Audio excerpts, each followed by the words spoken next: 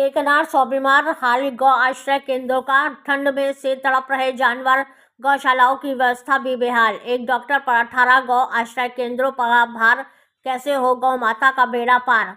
खबर उत्तर प्रदेश गोंडा जिले से है, जहां प्रदेश की योगी सरकार गौवंश की सुरक्षा को लेकर बड़े बड़े दावे करती है। इतना ही नहीं, इन गौवंश के खान पान रख रखाव के लिए हर साल करोड़ों रुपए भी सरकार खर्च करती है। इतना ही नहीं, ठंडी में गौवंश को ठंड से बचाने के लिए खास इंतजाम भी कराए जाते हैं। इसके बावजूद भी इस कड़ाके की ठंड में गौशालाओं में असुविधा नजर आ रही है और बेजुबान गौवंश ठंड से तड़प रहे हैं। ऐसी स्थिति में कई कमजोर गौवंश गौ मौत का भी शिकार हो रहे हैं। गुणवत्तापूर्ण भोजन के साथ गौवंशीय पशुओं को समय समय पर इलाज की दरकार है। कारण बड़े सांड छोटे पशु पर चढ़ते हैं तो उनका पैर टूट जाता है। कुछ जानवर उम्रदराज है, उनके स्वास्थ्य के देखभाल की सख्त जरूरत है। ऐसा न होने पर गोंडा आए दिन पशु मरते हैं। 6 माह में करीब 100 जानवर मर चुके हैं और इनकी संख्या की तस्दीक गौशालाओं में जाकर की जा सकती है। दैनिक भास्कर ने कुछ गौ आश्रय केंद्रों का दौरा किया, जहां पर ठंड से बचाव के संसाधन मौके पर नहीं मिले।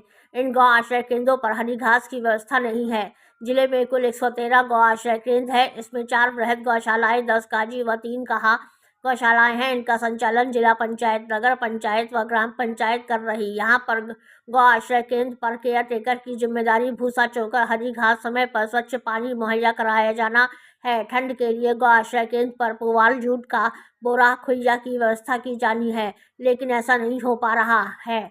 इसके लिए सीडीओ कार्यालय में बीडीओ, ईओ, उप मुख्य पशु चिकित्सा अधिकारी व डॉक्टरों को पत्र 4 नवंबर को भेजा गया, जिसमें गौ आश्रय केंद्र की व्यवस्था सही की जाए।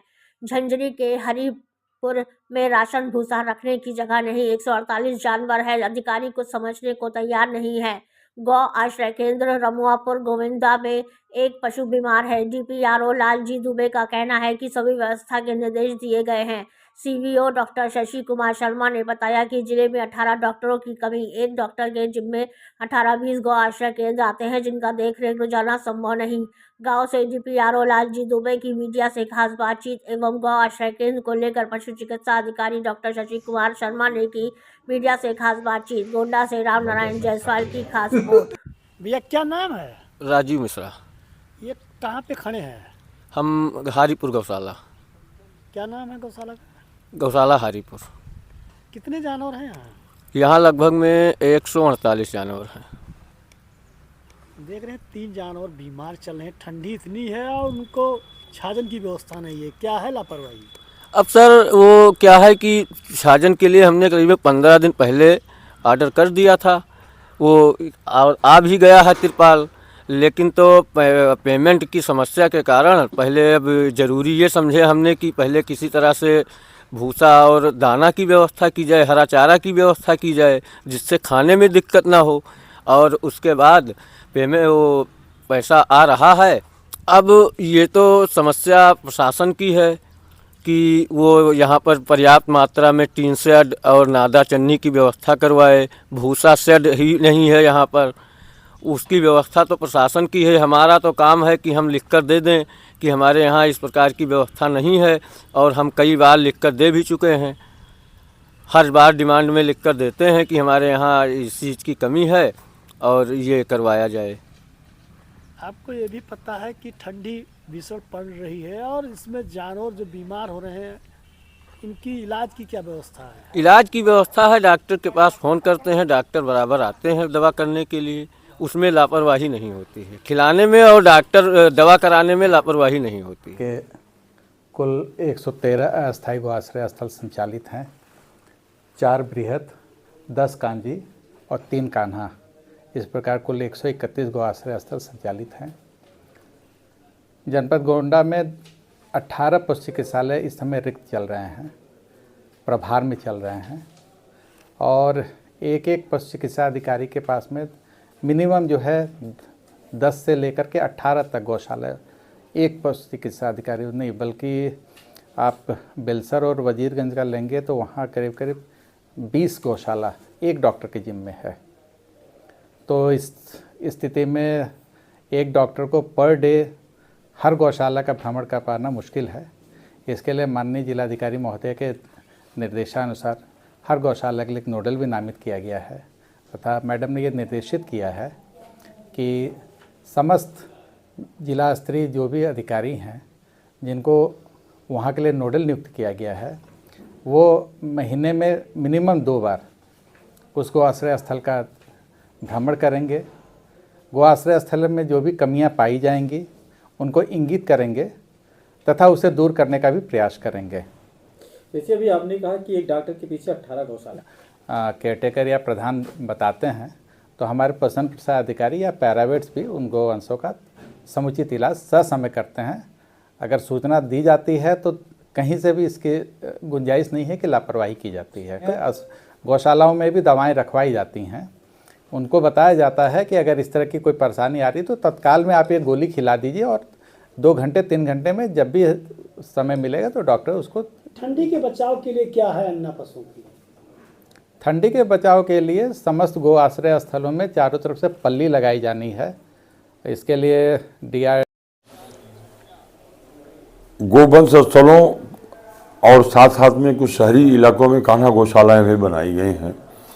जितने इस जनपद के समस्त गौशाला बनी है, अस्थाई या अस्थाई, इसमें आदरणीय मुख्य विकास अधिकारी द्वारा दिनांक 4 तारीख को ही 4/11 को ही एक विशेष निर्देश जारी किया गया जो शासन से प्राप्त था। उसके क्रम में जैसे ठंडक की शुरुआत हो चुकी है, ठंडक बढ़ने जा रही है, इसके लिए उस वहाँ पे गो आश्रय स्थल शीतलहर से के प्रभाव को रोकने की व्यवस्था है।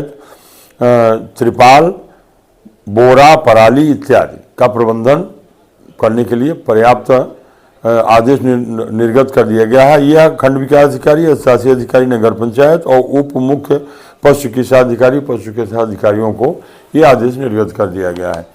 इसमें जैसे वहाँ पे जहाँ उनका शेड है उनके चारों तरफ से ठंडी हवाओं से बचाने के लिए त्रिपाल की व्यवस्था, नीचे जो पराली निकलती है खेतों में से उनको इकट्ठा करके नीचे बिछावन की व्यवस्था करने के लिए, साथ ही सूखे जो बुरादे टाइप के होते हैं उसको भी उसमें डाल करके वहाँ पे गीला ना हो जिससे ठंड से उनका बचाव हो।